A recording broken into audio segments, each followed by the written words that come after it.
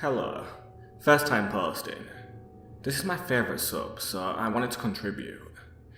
This story took place at a train station in a busy city in Asia. The train station is always crowded, as it's one of the few that connects to the underground trains. In the morning, it is outrageously packed with office workers rushing to get to their desks on time, including me. I was 25 years old at the time. Nothing out of the ordinary happened that day. I failed to wake up early, got stuck in rush hour, and had to pass through throngs of people to get to the fare gate. "Excuse me," a male voice said from behind me. I didn't pay attention. Every fibre of my being was focused on getting through the fare gate and making sure no one came in front of me. "Excuse me," the voice said again louder. "Excuse me. Excuse me." Okay, that dude's voice was practically in my ear now. I turned to see who the annoying guy was. A man in formal work attire stood facing me, a little too close, but I guess it couldn't be helped since it was crowded. Maybe he saw me drop something by accident. "Can you tell me how to get to Ekamai?" I remember giving him a weird look at first because all he had to do was look at the station's maps. One of the train stations was literally called Ekamai.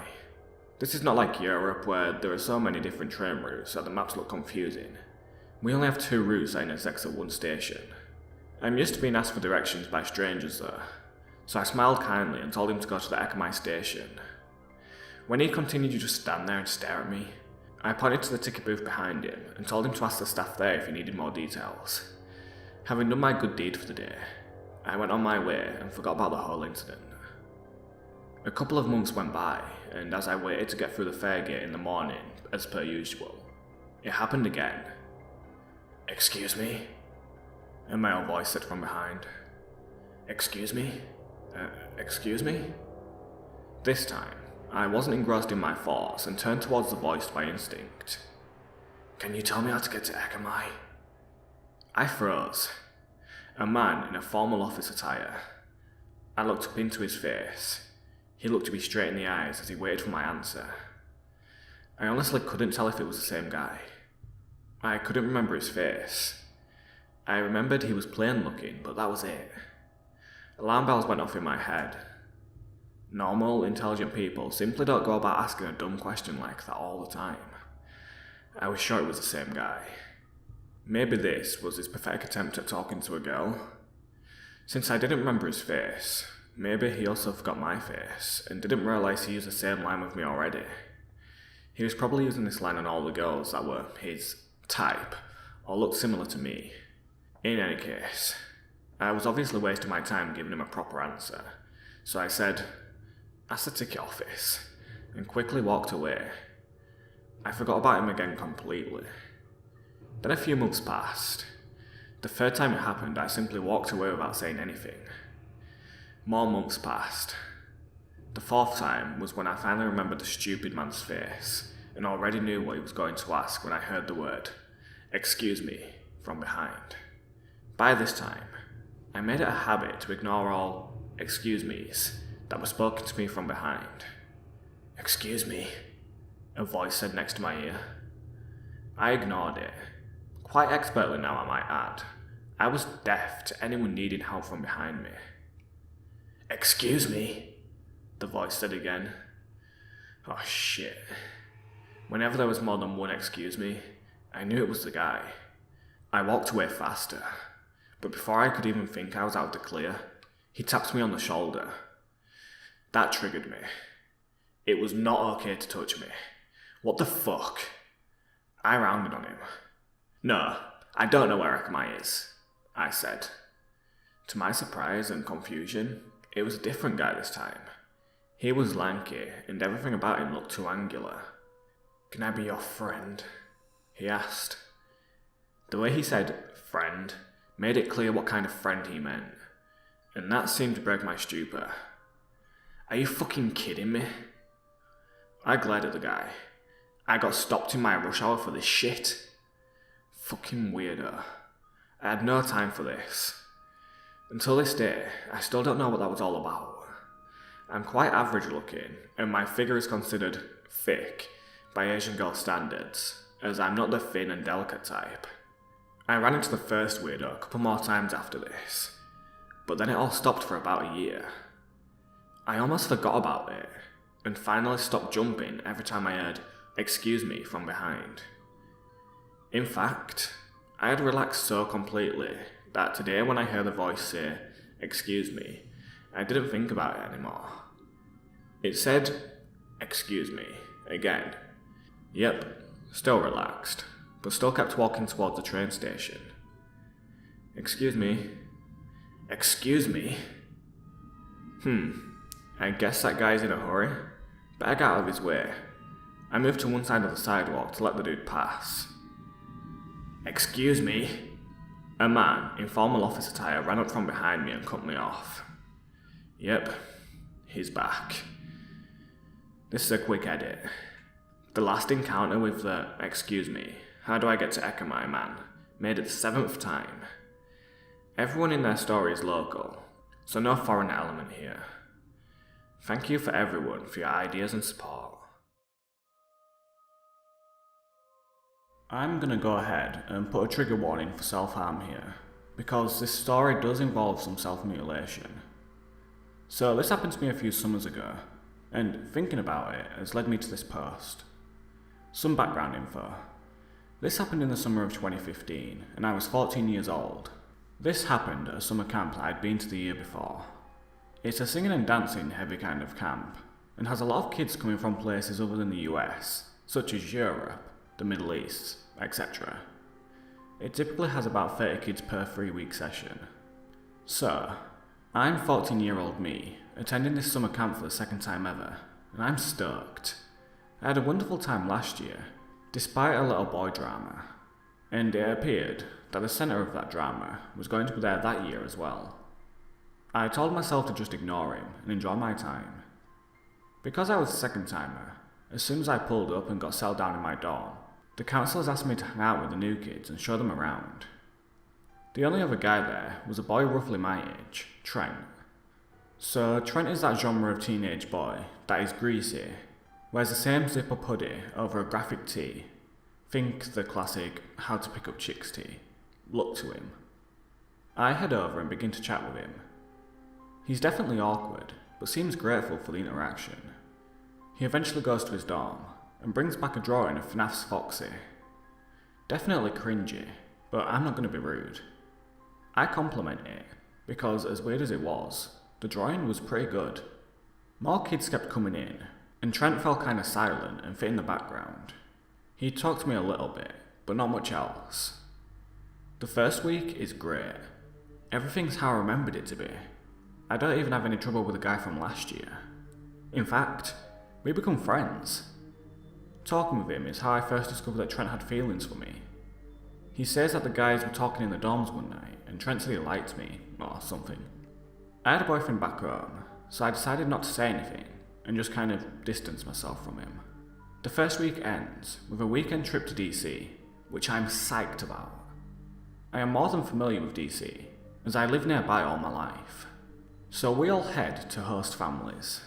Typically 2 to 5 campers of the same gender stayed with a willing family that lived in or around the DC area. My host family was actually the parents of another camper, Sam, who was in my group. Saturday is a day we're supposed to spend with our host families, but Sam insisted that her mum take us campers to the mall that day. We met up with another group of campers and went home. Eventually, we had a small party of 3 groups of campers. Yes, including Trent. Sam lived in an apartment building, and she took a few of us up to the roof. It was beautiful, and I spent a while up there. When I headed back down, I discovered chaos had ensued since I'd gone. Trent had had some sort of mental breakdown and was threatening to kill himself. He locked himself in Sam's parents' bedroom, and no one knew what to do. Sam's parents eventually called the counsellors, and he was picked up. Everyone went to their respective homes after that. The day after, Trent was surprisingly normal. We visited the Holocaust Museum, and I wandered around the gift shop afterwards, just looking. I found a necklace that was kind of pretty, but it was $50, so of course, I just put it down. Trent was around, and he mumbled something like, "Do you think it's nice?" I said yeah, and he disappeared. We got on the bus and headed home. Later that night, walking to the dorms, Trent springs on me and confesses his feelings for me, even presenting the necklace. The $50 necklace, along with the still incomplete FNAF drawing. I'm shocked, but I just politely say that I have a boyfriend and that I couldn't take the necklace, but the gesture was very sweet. This obviously upset him, but he just said okay and walked off. I just planned to avoid him from there on out, but things escalated. He'd often tell his roommates, who I was actively trying to become friends with, mind you, that I was a cold-eyed bitch who laughed at him when I rejected him and told him he was ugly and all that kind of nonsense, which was all fake. I confronted him upon hearing this, and he backed off. He was a little less persistent after that, but would follow me around without saying much, and stuff like that. That is until last week. Last week is show week, and stress runs high until the show's over and done. Between running numbers, we had a little downtime, so me and a few friends would explore the school where we were putting the show on in. There was a balcony that overlooked the stage, accessible in the lobby, and so I went to play with a handful of people, hoping not to attract Trent. Unsuccessful. He followed us up. I separated myself from him, but I heard him starting to talk about jumping off the balcony and dying. Eventually my friend Elle talked him off, but sternly. She said that he should talk to some counsellors if he was having any problems like this. He didn't bother me until that night. This is where it got serious.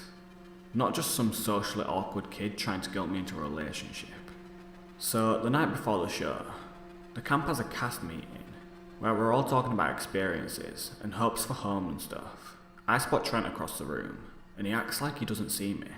Then, he slowly reveals his forearm to my general direction. On his forearm, my name is written in scratches. On his skin. I know he was trying to ensure I saw it. I mean, it was obvious in the way that he turned. I have never felt so sick in my life. I didn't talk to him once until camp was over. He called me a few times after camp, claiming to be on the brink of suicide. He got my number before the DC trip. He was heavy breathing into the speaker and all, so I contacted his mum on Facebook and told her what was happening, and he never talked to me again. So Trent, let's not meet. Ever. Again. After reading one of the classics in the Classics 2 thread, I was reminded of this story. It's a short one and a long time ago, so the details are a tad fuzzy, so please bear with me. Many years ago, my dad's stepmother, brother and I, male, went to Mexico for a family vacation. This was around when I was 11, so my brother was around 13. We all had one hotel room, but we each had separate keys just in case we ever got separated or wanted to go to the lobby for a snack, etc.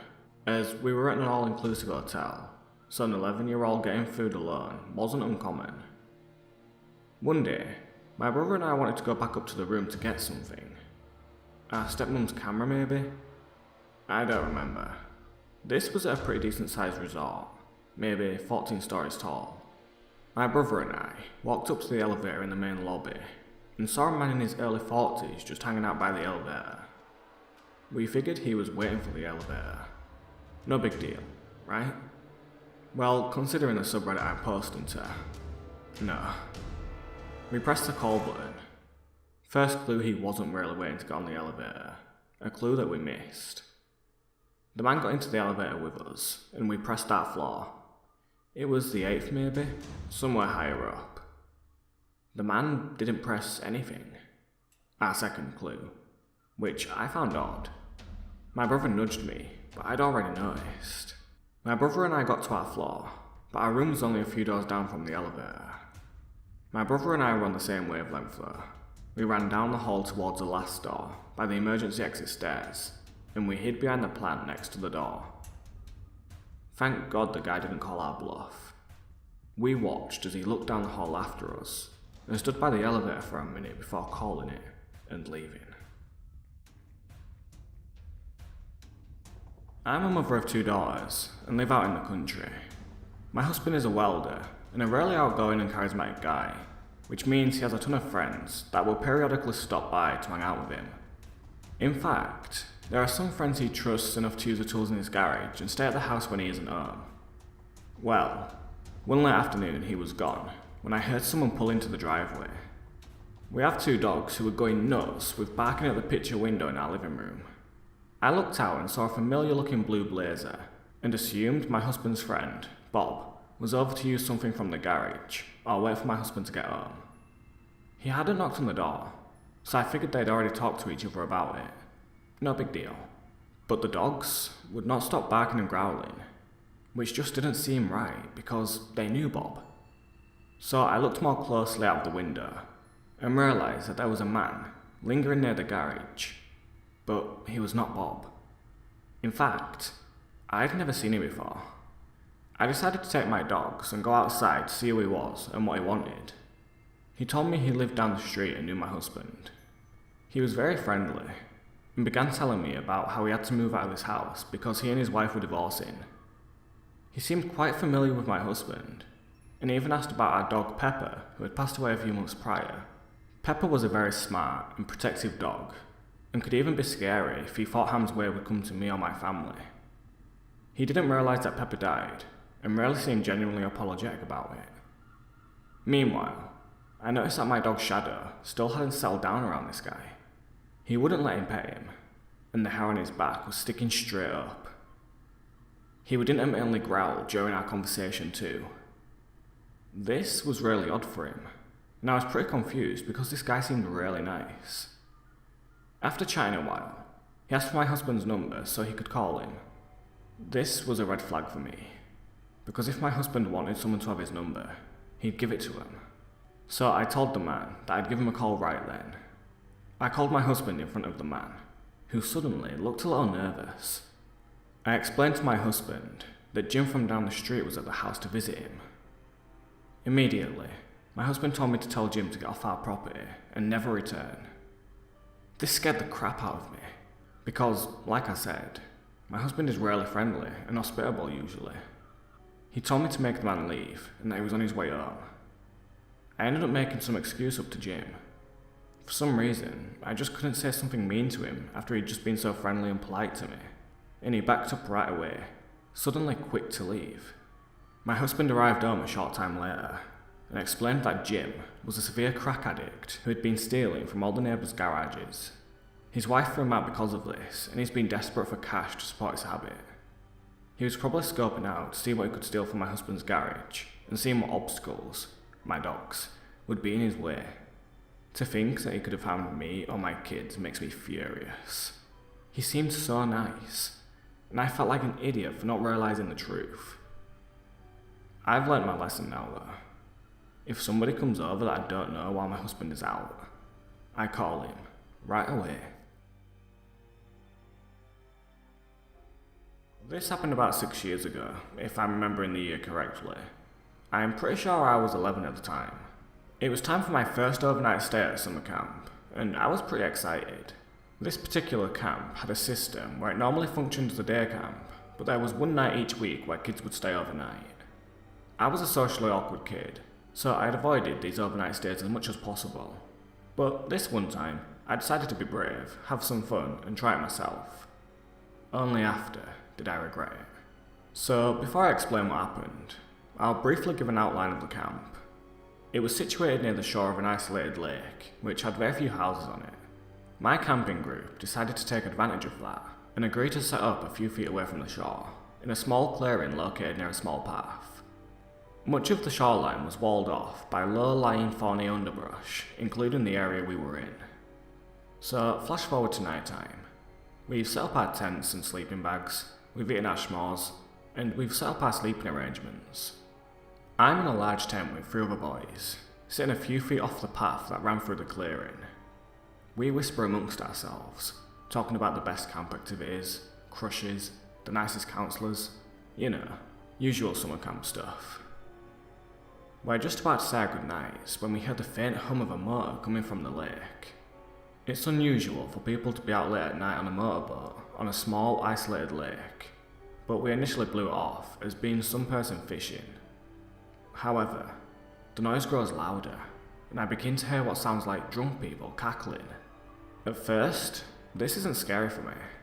I assume it's just some drunk people having some late night summer fun, and my tent mates agree. We try to ignore it, but we started to get nervous when the cackling and chat quieted. I heard the engine shut off, and it sounds like the people were quietly disembarking at the camp's fishing dock, which was a few hundred feet away. For a couple of minutes after, I hear total silence. We were terrified. Two of my tent mates are completely still while the other one is fidgeting and shaking. Looking back on it, it wasn't even like this should be especially scary, but something felt distinctly off about the whole situation. My gut instincts were right. I start hearing slow, methodical footsteps creeping slowly along the path. It's clear this intruder is intent on being as quiet as possible, but it's easy to hear when someone's walking in a forest full of sticks, mud, and leaves. I'm listening to their steps as they approach our campsite at a painfully slow pace, when suddenly, they stop and grunt. At this point, it's clear that 1, a man, 2, not a person who should be here, and 3, someone who was watching us when we set up a campsite. There was no way he could have known where we were without watching us from another part of the lake. The man stands for what feels like an eternity before he begins to move again, but the sounds I hear terrify me. He's moving towards the tent. All my tent mates are lying completely still, mortified, but not moving a muscle. He approaches our tent, walking right up to it so that we can see the silhouette of his legs outlined by the faint moonlight. He stands for another few seconds, and then places his finger on the tent. He drags it across the tent, then begins to walk. The man traces the entire perimeter of the tent with one finger. He holds it there for a few seconds after, then grunts again, and slowly walks away to another tent. My tent mates are terrified, and we're all looking at each other like deers in headlights. We hear him moving from tent to tent, and walking around each one, with each trace feeling like it took longer than the last. Finally, he walks slowly back to the path, grunts once more, and walks away quickly in the direction that he came. A few minutes later, I heard the motor on the boat starting up before hearing its sound fade into the distance. The counsellors, who slept through the whole ordeal, were convinced that we were faking the whole incident just to prank them. Those of us who reported to them were ignored, and that is something I hold against that camp to this day. I still don't know what happened with the other people on the boat, where they went, or why one of them even came to our campsite in the first place. But creepy summer camp stalker person or people? Let's not meet. To preface, I'll never know what this man's intentions were, but I'm thankful I listened to my gut anyway, even if it took me a hot minute to smarten up. At the time this happened, I didn't think much of it until looking back on it from the perspective of an adult, more mature and wiser. Now, as I revisit the memory of this encounter, I am convinced something more sinister was at play, but I'll never know for sure. I was 17, and as teenagers tend to be, I was a lot less cautious than a young girl of my age ought to be in a new country completely foreign to her. I was on vacation with my family to escape the cold winter weather up north. My parents were very liberal about giving me the breathing room I desired, and I wasted no opportunity to use that to my advantage as much as I was afforded. It was a family resort, and nobody was all that concerned about anything happening.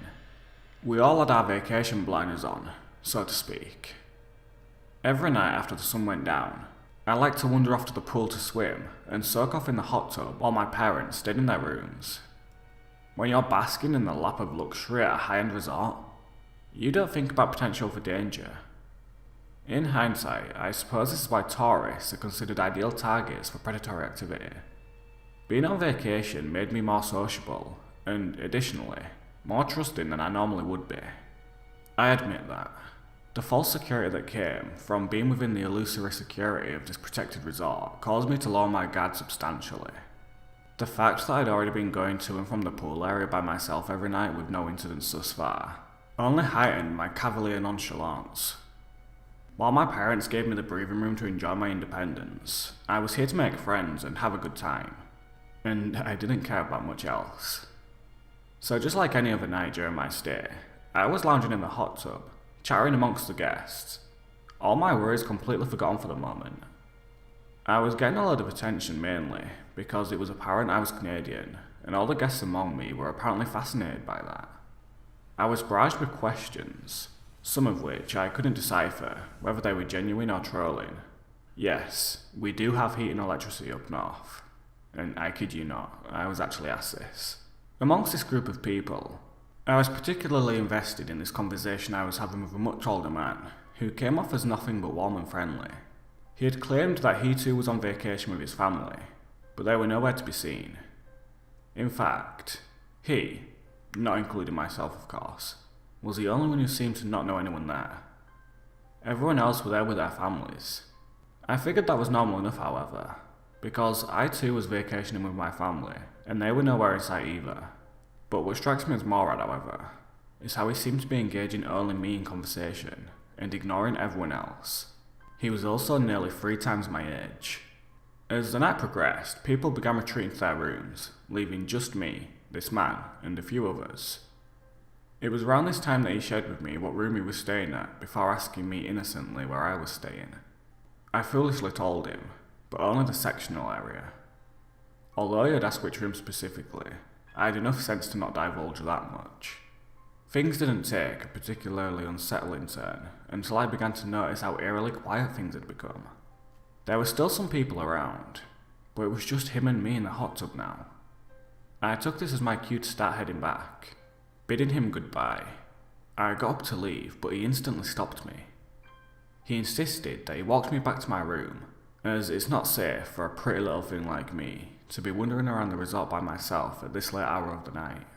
I took this for concern, akin to a protective uncle, but waved off the supposed hospitality, insisting that I would be alright. He became more persistent, switching from concerned guardian to fearmonger. He told me how bad things would happen to young girls like me without an escort, and as he droned on about the dangers that might surely befall me as a young female on vacation, with no parents around to guard me, a small defenceless young girl, I felt the first wave of unease wash over me. I shook it off and smiled warmly, telling him thank you, but that I would manage fine on my own. He seemed to deflate as his expression became more exasperated. At least let me walk you part of the way there, until I know you're safe. This puzzled me. If there were predators lurking, how would I be any safer walking from the halfway point from where I was now, besides it being a shorter trek? Nevertheless, his show of concern was beginning to wear me down. He had got me thinking about how dark it now was, and the vulnerable position that I was in. He was right. I practically had a target on my back. Okay, I nodded after a moment of hesitation. I was young and naive, and thought it to be an advantage to have someone bigger and stronger walk with me. I know. I was an incredibly foolish and sheltered teenager with far too much faith in humanity as a whole.